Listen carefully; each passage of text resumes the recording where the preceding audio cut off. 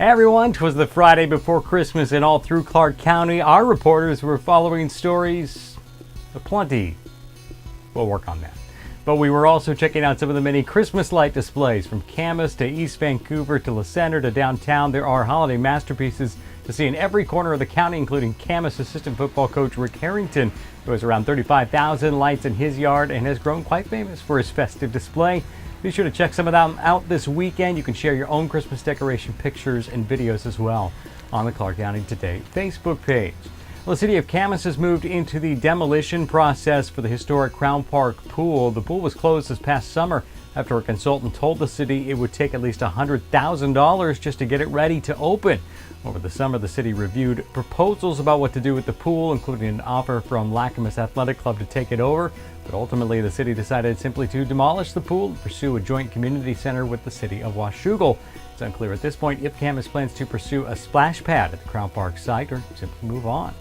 Got an extra nickel and dime? Well, prepare to spend it on your waste collection bill. This week, Clark County Council reluctantly gave approval for the county manager to negotiate a rate increase with Waste Connections.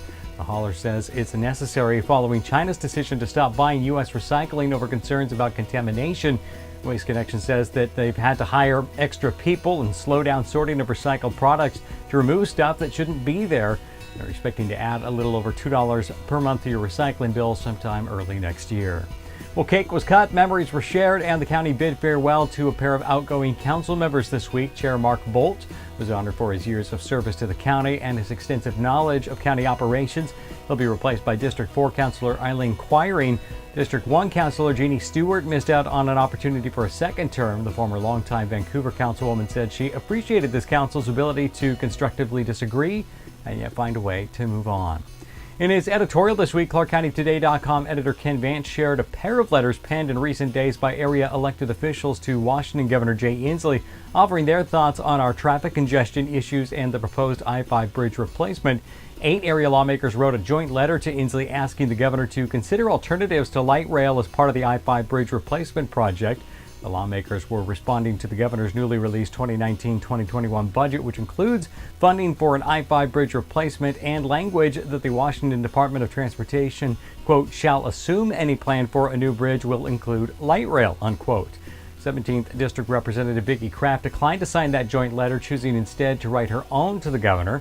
Kraft was even more bold in her request, asking that the governor support the wishes of area residents for no mass transit on an I-5 bridge replacement, and that he focus first on additional lane capacity in the form of a third crossing, rather than first addressing the I-5 bridge replacement project. Vance's thoughts on this ongoing story are much closer to those of Kraft rather than the other area lawmakers. You can check out the full piece for his reasons. In sports, the Union Titans and Hawkinson Hawks keep winning, even though football season has been over for a few weeks. And speaking of football, on Wednesday, Darian Chase of Union signed his national letter of intent to play at Nebraska next year.